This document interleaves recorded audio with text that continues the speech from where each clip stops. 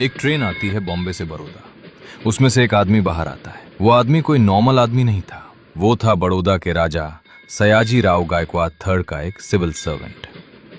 उन्हें लगा उतरते ही कि कोई लेने आएगा, परंतु उन्होंने आसपास नजर घुमाई। कोई लेने नहीं आया था। पर ऐसा क्यों? क्योंकि उनका समाज पिछड़ा हुआ था। वो सिविल सर्वेंट और कोई नहीं, डॉक्टर B.R. अम्बेडकर थे।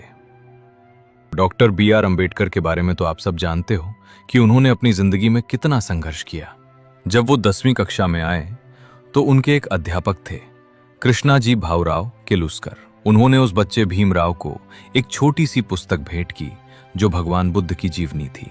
अम्बेडकर भी कहते हैं कि वे उस पुस्तक और अपने अध्यापक को जिंदगी भर नहीं भूल सकते।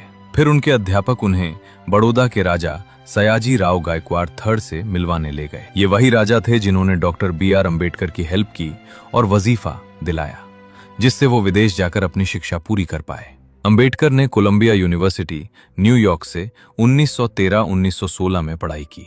बड़ौदा के महाराज के साथ डॉक्टर B.R. अम्बेडकर की एक करार थी कि जब वो अपनी शिक्षा पूरी करके आएंगे तब वे सिविल सर्वेंट दीवान बनेंगे बड़ौदा रियासत के। तो चलिए अब उस समय में वापस चलते हैं जब B.R. अम्बेडकर अपनी शिक्षा पूरी करके बड़ौदा वापस आए। यहाँ स्टेशन पर उन्हें कोई लेने नहीं आया। वो उतरे और सोचा। उन्हें पता था कि हिंदू समाज की धर्मशाला में नहीं रुक सकते क्योंकि वो अछूत माने जाते थे।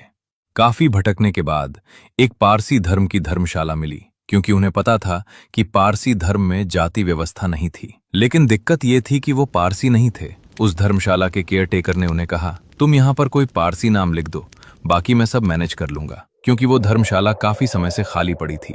कुछ दिन रहे। 10-11 दिन बाद कुछ पारसी लोग हथियार लेकर उनके रूम की ओर बढ़े। उन्होंने कहा, ये कौन अछूत आदमी है? हमारी धर्मशाला में कैसे आ गया? तुमने हमारी धर्मशाला खराब कर दी। तब अम्बेडकर ने कहा, आपके धर्म में तो जातिवाद है ही नहीं। वो लोग कहने लगे, हमें नहीं पता, चलो यहां से। तब डॉक्टर अम्बेडकर वहां से चले जाते हैं। ये घटना उन्होंने अपनी आत्मकथात्मक लेख वेटिंग फॉर अ वीजा में लिखी है। Then doctor B.R. अम्बेडकर को शाम तक का टाइम मिला कि कमरा खाली कर दो। तो उन्होंने महाराजा के सचिव से बात की, मुझे रहने को घर कब मिलेगा? मुझे शाम तक छोड़ना है। पूरे बड़ौदा में रहने की जगह नहीं थी जहां वो रह सकते। अंतिम उपाय के रूप में काफी दुख के बाद उन्होंने अपने 2 दोस्तों से बात की, एक हिंदू और एक ईसाई। पहले उन्होंने अपने हिंदू दोस्त से बात की, मुझे ये प्रॉब्लम है, मुझे रहने को नहीं मिल रहा, क्या मैं तुम्हारे साथ रह सकता हूँ? उस दोस्त ने कुछ समय सोचकर जवाब दिया, मुझे कोई दिक्कत नहीं है, परंतु मेरे घर काम करने वाले सारे लोग काम छोड़ देंगे, इसलिए मैं तुम्हें अपने साथ नहीं रख सकता। फिर उन्होंने अपने ईसाई दोस्त से बात की, ये सोचकर कि ईसाइयों में तो यह प्रथा नहीं होती, परंतु उस ईसाई दोस्त ने जवाब दिया, मेरी कुछ पीढ़ी पहले हम हिंदू थे तो हमारे घर में वही रीति रिवाज हैं, तो थोड़ी दिक्कत हो जाएगी। तब B.R. अम्बेडकर ने अपनी आत्मकथा वेटिंग फॉर अ वीजा में लिखा, जो हिंदू और पारसी के लिए अछूत है वो हर धर्म के लिए अछूत है। जो हिंदू समाज में अछूत है वो पारसी के लिए भी अछूत है और ईसाइयों के लिए भी अछूत है।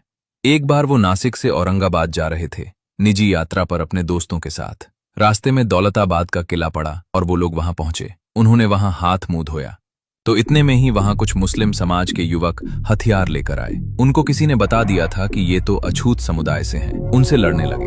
तब अम्बेडकर ने समझाया, तुम तो मुस्लिम समाज के हो, तुम्हें तो जातिवाद नहीं है।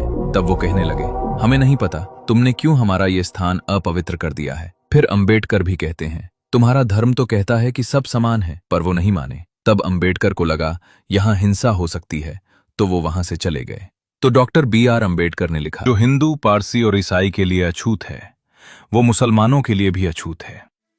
सोचिए, एक ऐसा व्यक्ति जो विदेश में पढ़कर लौटा, जो बड़ौदा के राजा का सिविल सर्वेंट बन चुका था, फिर भी उसके समुदाय को हर समाज अपमानित करता था। इसके बावजूद वे लगातार प्रयास करते रहे कि उनके समाज को सम्मान और स्वीकार्यता मिले। वे अपने परिवार और समुदाय के पहले व्यक्ति थे जिन्होंने इतनी ऊंची शिक्षा प्राप्त की और विदेश गए। वे चाहते तो विदेश में सम्मानपूर्वक जीवन बिता सकते थे, लेकिन उन्होंने निर्णय लिया कि वे अपना जीवन अपने देश और अपने समाज के लिए समर्पित करेंगे। यदि मुझे ये अवसर मिला है तो मैं अपने समाज को गुलामी और अपमान की जिंदगी से मुक्त करूंगा और उनका जीवन बेहतर बनाऊंगा। इसीलिए वे महान थे। ये थे डॉक्टर भीमराव रामजी अम्बेडकर।